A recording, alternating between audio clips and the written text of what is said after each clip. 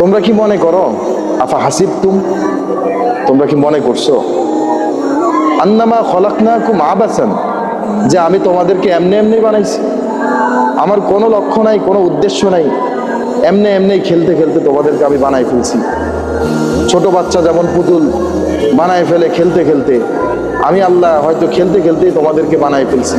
তোমাকে নিয়ে আমার কোনো লক্ষ্য নাই, কোনো উদ্দেশ্য নাই, এমনি এমনি তোমাকে বানাইছি। না বান্দা, তোকে আমি এমনি বানাই নাই। আল্লাহ পরে বলেন, ওয়া আন্নাকুম ইলাইনা লা তুরজাউন, মনে রাখিস আবার আমার কাছেই তোকে ফিরে আসতে হবে। অনেক সময় দেখা যায় ছোট বাচ্চা আকাশে ঘুড়ি উড়ায়,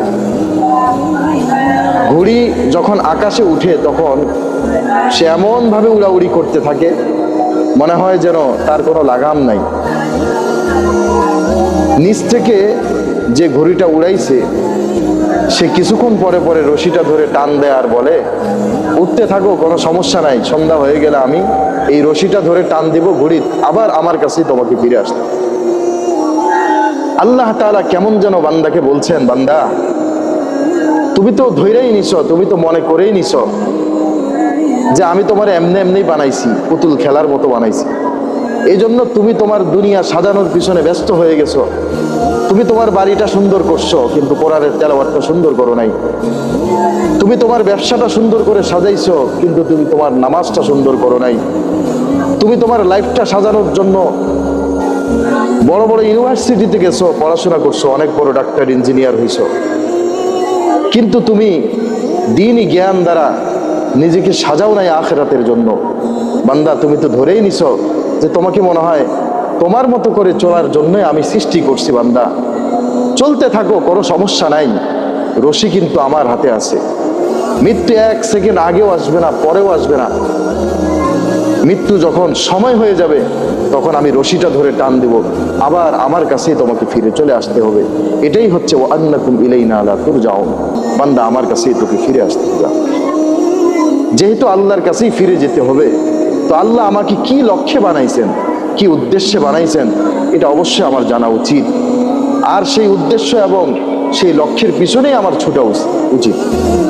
আল্লাহ তাআলা সেটাও স্পষ্ট করে বলছেন, বান্দা তোরে বানাইছি, ওমা খলাকতুল জিন্না ওয়াল ইনসা ইল্লা লিয়াবুদুন, জিন আর মানুষকে বানাইছি আমার ইবাদতের জন্য।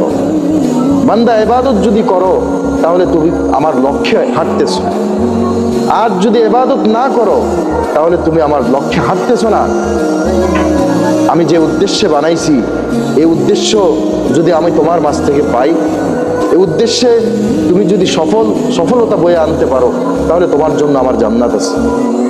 আর যদি উদ্দেশ্যে তুমি ফেল করো তাহলে তোমার জন্য আমার জাহান্নাম আছে। বাড়ির সামনে একটা গাছ যদি থাকে, আমের গাছ, আর সেই গাছ যদি ফল না দেয়, বাড়ির মালিক তার লক্ষ্য ছিল, তার উদ্দেশ্য ছিল যে এখানে আমের গাছ লাগাবো, আমের গাছটা ফল দিবে আর সেই ফল আমি খাবো, আমার পরিবার খাবে। কিন্তু গাছ যখন 1 বছর 2 বছর 3 বছর যাবৎ যখন গাছ আর ফল দেয় না, বাড়ির মালিক তখন চিন্তা করে এই গাছ আর রাখবো না, তখন সে গাছটাকে কেটে ফেলে।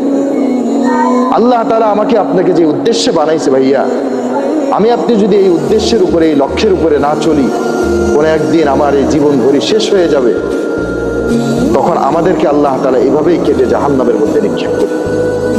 তো কাজেই আমাদের উচিত আমাদেরকে আল্লাহ তাআলা যে লক্ষ্যে পৃথিবীতে পাঠাইছেন, যে উদ্দেশ্য নিয়ে পৃথিবীতে পাঠাইছেন, সেই উদ্দেশ্যের উপরে চলা। আজকে আমি লক্ষ্য বানায় নিছি যে আমার ছেলেটা যদি বড় একজন ইঞ্জিনিয়ার হয়, ডাক্তার হয়, দুনিয়ার লাইনে অনেক বড় প্রফেসর, ইঞ্জিনিয়ার, অনেক কিছু হয়ে গেছে, তাহলে আমার ছেলেটা অনেক উপরে যেহেতু গেছে, আমি সফল। আমার মেয়েটাকে ভালো ভালো জায়গায় বিয়ে দিছি, 3টা 4টা মেয়ে খুব ভালো ভালো জায়গায় বিয়ে দিছি, আমি মনে করি আমি সফল। আমার বাড়িটা 2 তলা 3 তলা করতে পারছি, আমার 10 বিঘা 20 বিঘা জায়গা আছে, আমার জীবনটা সফল। আসলে সফলতা এটার মধ্যে নাই ভাইয়া। সেদিন একজন আমাকে জড়ায় ধরে কাঁদতেছিল, চোখের পানি ছেড়ে বলতেছে, হুজুর আমার ছেলেটাকে ডিজিএফআই বানাইছি। আমার প্রতিটা ছেলে সরকারি বড় বড় উপরস্থ কর্মকর্তা, তারা বড় বড় চাকরি করে, আমার অনেক সম্পদ, অনেক জায়গা জমি, কিন্তু আমার এই জায়গা জমি আমাকে কোনো শান্তি দেয় না। সে এখন দুনিয়া নিয়ে বড় হতাশ যে কি করলাম আমি। দুনিয়া দুনিয়া কাউকে শান্তি দেয় নাই ভাইয়া, দুনিয়া কাউকে শান্তি দেয় নাই। পৃথিবীর ইতিহাসে দুনিয়া কাউকে শান্তি দেয় নাই, দুনিয়া কাউকে শান্তি দেয় নাই, দুনিয়া কাউকে থাকতেও দেয় নাই। যে দুনিয়াকে যত বেশি জড়াইতে গেছে, দুনিয়া তাকে তত বেশি জোরে রাখতে পারছে।